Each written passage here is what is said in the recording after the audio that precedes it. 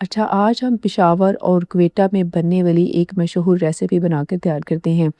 इसे ज़्यादातर पेशावरी नमकीन रोस्ट के नाम से ही जाना जाता है और इसे नमकीन गोश्त भी कहा जाता है। हमारे यहाँ भी नमकीन गोश्त बनाया जाता है, लेकिन ये है कि हमारा तरीका थोड़ा-सा डिफरेंट होता है, लेकिन हमारा नमकीन गोश्त का भी टेस्ट लाजवाब किस्म का होता है। लेकिन ये पेशावरी नमकीन रोस्ट का तरीक़ाकार जो है, ये बनाने का भी डिफरेंट है और ये बनाने के तरीके से ही ज़्यादातर जाना भी जाता है और इसका जो टेस्ट है, वो भी बहुत ही ऑथेंटिक किस्म का आता है, क्योंकि जी जिस तरह बनाकर तैयार करते हैं, उस तरह से फ्लेवर और जो बनाने का तरीका है, वो भी बहुत हट के होता है। तो वीडियो को आप लाज़मी एंड तक देखिएगा। ऑथेंटिक तरीके से हम बनाकर तैयार करेंगे और आगे ईद आने वाली है, ईद पे भी आप इसे बनाकर ट्राई कर सकते हैं। तो वीडियो को आप लाज़मी एंड तक देखिएगा। वीडियो अगर पसंद आए तो प्लीज़ लाज़मी थम्स अप भी कीजिएगा और चैनल पर अगर नए आएँ तो चैनल को भी लाज़मी सब्सक्राइब कीजिएगा। तो चलिए फिर बनाना शुरू करते हैं पेशावरी नमकीन रोस्ट। अस्सलाम वालेकुम, मैं हूँ उस्मा नासिर, आप देख रहे हैं कुक विद उज़्मे। कैसे हैं आप सब लोग? उम्मीद करती हूँ आप सब खैरियत से होंगे। अच्छा, पेशावरी नमकीन रोस्ट बनाने के लिए सबसे पहले मैं आपको चीज़ें दिखा देती हूँ कि मैंने कौन-कौन सी चीज़ें ली हैं, फिर बाद में आएँगे असेंबलिंग की तरफ। अच्छा, ये पेशावरी नमकीन रोस्ट मैं जो बना रही हूँ, ये मैं मटन के साथ बना रही हूँ। 1 केजी मैंने मटन लिया है और इसमें अब जाएँगे जो सब्ज़ मसाले हमने डाले हैं। 2 मैंने टमाटर लिए हैं, 2 ही प्याज़ हैं और 2 साबुत लहसुन की डलियाँ हैं और 5 सब्ज़ मिर्च हैं और 1.5 इंच अदरक का टुकड़ा छोटे-छोटे से पीसेज़ में कटा हुआ है और हाफ़ टेबल स्पून इसमें साबुत काली मिर्च है और 1 टेबल स्पून नमक है। अच्छा, नमक जो है वो पहले हम गोश्त के ऊपर अच्छी तरह से लगा लेते हैं। अच्छा, नमक लगाने से क्या होगा गोश्त के ऊपर, एक तो इसके अंदर हमने पानी बिल्कुल भी नहीं है रोस्ट के अंदर डालना। नमक को लगाकर अच्छी तरह से जब मसाज करेंगे गोश्त के ऊपर, तो जब इसको दम पे हम रखेंगे तो ये खुद ब खुद ही इसमें पानी जो है वो छोड़ना शुरू हो जाएगा और दूसरा जो है वो नमक बहुत ही साल्टी सा बनकर तैयार होगा।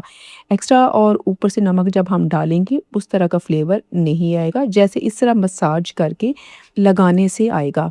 अच्छा, अच्छी तरह से देखिए मैंने मटन के ऊपर नमक की मसाज कर दी है और अच्छा, इधर आपको लग रहा होगा कि जो मैंने बीफ लिया है, ये मैंने बड़े-बड़े पीसेज़ में ही लिया है, छोटे-छोटे ज़्यादा पीसेज़ नहीं हैं और इसमें हड्डी भी है और साथ जो है वो बोनलेस भी है। अच्छी तरह से इसको नमक लगा लेंगे और आप आ जाते हैं असेंबलिंग की तरफ। अच्छा, असेंबलिंग जो मैं कर रही हूँ, ये मैं मिट्टी की हांडी के अंदर ही कर रही हूँ। ज़्यादातर जो ऑथेंटिक किस्म का रोस्ट पेशावर और क्वेटा में बनाया जाता है, तो वो मिट्टी के बर्तनों में ही बनाया जाता है और बर्तन थोड़े से बड़े किस्म के होते हैं। इसीलिए हम ऑथेंटिक बना रहे हैं तो मिट्टी की हांडी में ही बनाकर तैयार करेंगे। आपके पास अगर मिट्टी की हांडी नहीं तो आप किसी देचके में या किसी पतीली में भी सेम एज़ इट इज़ इसी तरह ही फॉलो करके आप रोस्ट को तैयार कर सकते हैं। अच्छा, सबसे पहले हम नीचे डालेंगे, एक हड्डी ली है और इसमें आप थोड़ी-सी डाल देंगे साइडों पे चर्बी।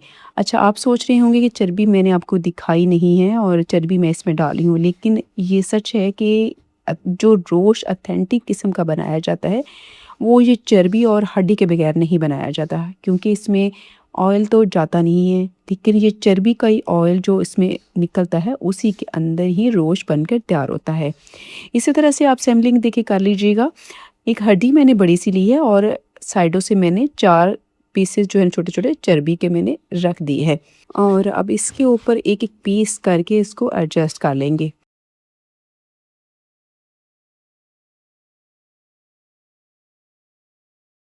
सेम इसी तरह देखिए मैंने जिस तरह एडजस्ट की है आप इसी तरह कर लीजिएगा और अब इसके ऊपर सेट कर देते हैं जो हमने टमाटर लिए हैं और 2 टमाटर थे हमारे पास, दोनों को देखिए इस तरह से मैंने आमने-सामने सेट कर लिया है और 2 ही प्याज से दोनों को मैंने इस तरह सेट कर लिया है और 2 लहसुन है। अच्छा, लहसुन जब आप इसके अंदर रखें तो आपने ये ध्यान रखना है कि लहसुन के अंदर मिट्टी नहीं होनी चाहिए, अच्छी तरह से आपने साफ़ करके लहसुन को अंदर रखना है। इसी तरह से अदरक को भी एक-एक पीसेस करके इसके अंदर सेट कर देंगे और अब इसके ऊपर डाल देते हैं सब्ज़ मिर्च जो हमने ली है। सब्ज़ मिर्च को भी इसी तरह अच्छी तरह से सेट कर लिया है और साथ ही डाल देते हैं साबुत काली मिर्च जो हमने ली है। काली मिर्च को डालने के बाद अब इसको हमने कवर करना है। अच्छा, कवर करने के लिए मैंने गूँधा हुआ आटा मेरे पास पहले ही पड़ा हुआ था, वही मैंने लिया है।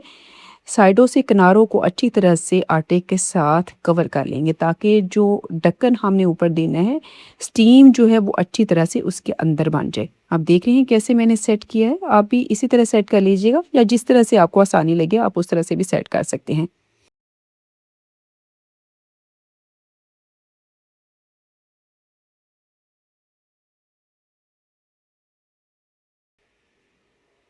अच्छा, इस तरह से आटा मैंने देखिए साइडों से लगा लिया। अब ढक्कन दे के अच्छी तरह से मैंने सील कर लिया है हांडी को। इसी तरह से आप भी सील कर लीजिएगा और अब रख देते हैं इसको चूल्हे के ऊपर।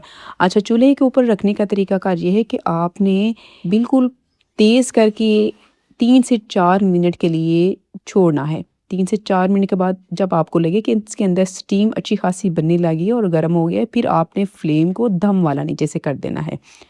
और 2 घंटे या ढाई घंटे मैक्सिमम आपने बिल्कुल लो फ्लेम पर आपने इसको पकने के लिए छोड़ देना है। और मैंने भी 2 घंटे के लिए इसको पकने के लिए छोड़ा है और 2 घंटे के बाद इसको चेक करते हैं।